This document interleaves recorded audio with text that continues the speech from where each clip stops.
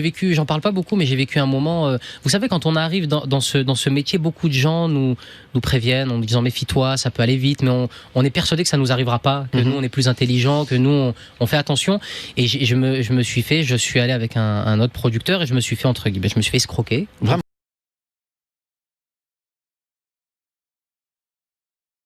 Maintenant, je les poste sur Insta, quoi, parce que je n'ai pas à les envoyer à tout le monde, mais c'est vrai que je suis fier. Mais je suis fier pas uniquement par prétention de dire ah, « regardez, je suis à côté de DiCaprio ». C'est juste, je suis profondément content et ça raconte des choses sur ton parcours.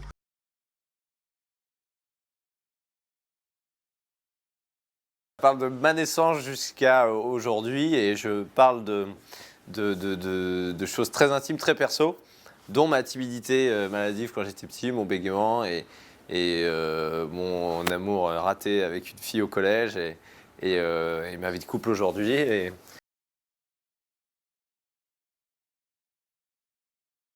En vrai, être mère, c'est toujours un frein pour la carrière d'une femme. Oui. Et je parle pas pour moi parce que je suis extrêmement privilégiée. Je ne sais pas comment font les mamans. Je ressens toujours une injustice. Rien que d'en parler, je bouillonne. Elles peuvent pas progresser comme elles voudraient. C'est évident. La remarque la plus sexiste entendue dans le milieu. Mais tu sais que t'es bien foutu en fait. C'est en fait, moi j'adore Booba, c'est un secret pour personne, je le disais même en spectacle, et Caris aussi, je l'aime bien, c'est pas le problème. Donc après, aujourd'hui, je me suis rendu compte que comme c'était d'entrer dans un truc qui était plus rigolo, de prendre un parti pris pour les jeunes. Non, mais on a toujours peur, voilà, on aime bien en France mettre dans des cases, donc quand on est dans l'humour, dans tout ça, voilà, quand j'ai passé le casting, je me suis dit bon, je vais y aller, mais ils vont dire ah non, c'est bon, c'est le mec de TF1, de France 2, donc voilà, ils vont faire une croix dessus, et pas du tout, ils sont pas. C'est surtout qu'Éric Rochon n'avait aucune idée de qui j'étais, je pense. Donc voilà, donc ça m'a aidé à rentrer là-dedans.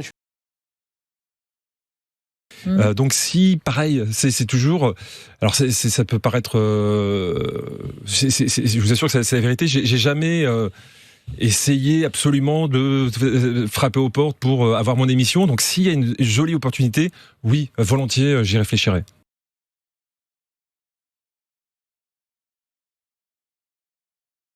Je trouve que c'est dommage de ressortir des phrases que les gens auraient dit par-ci, par-là.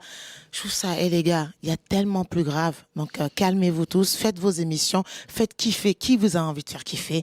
Et puis, il y a de la place pour tout le monde. Donc, amusons-nous, faisons-nous du bien. Faisons du bien aux gens qui payent leurs redevances.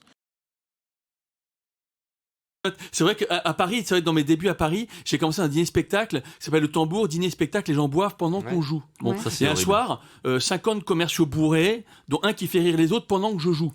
Ouais, je sais pas si ça a déjà arrivé, donc je tente de récupérer la main, je dis ah, ce soir on a un humoriste dans la salle, il répond dommage qu'il soit pas sur scène.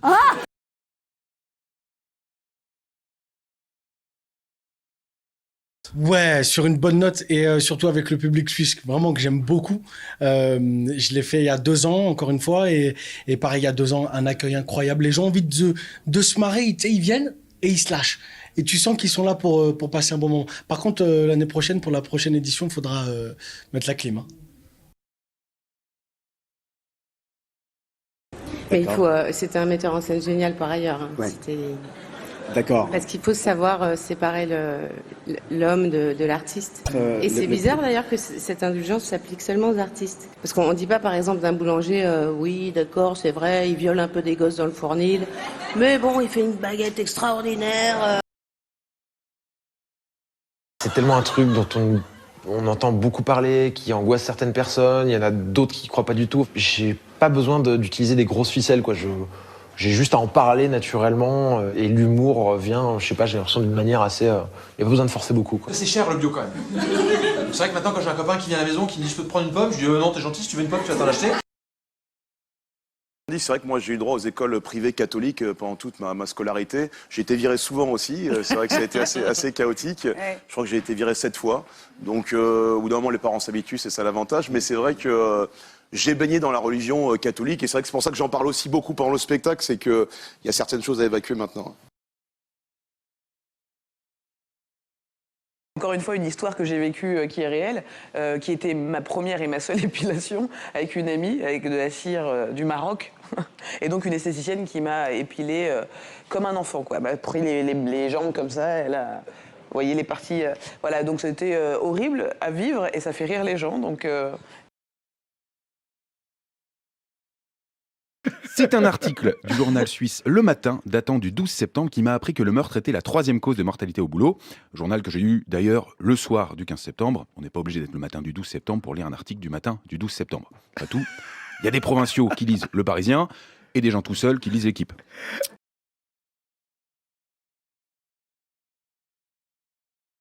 Il faut savoir qu'une lampe de théâtre dégage 90% de son énergie en chaleur et 10% seulement en électricité, donc il faisait 50 degrés.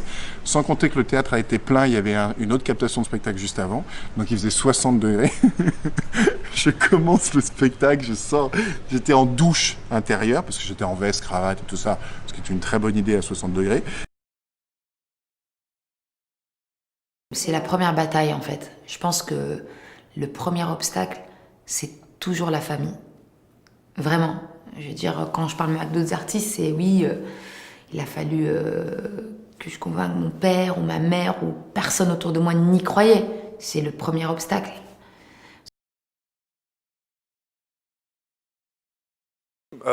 Alors, dernièrement, j'étais avec mon fils devant la télé et il avait 6 ans. Ouais, et je lui dis, je vais tenter l'Allo la cuisse. Il y avait l'Allo la cuisse qui passait sur une chaîne de télé et comme Coluche de Funès, je lui dis, tiens, tu vas regarder ça et tu vas voir, le monsieur, il est drôle, Louis de Funès, là, il est drôle, regarde-le et tout.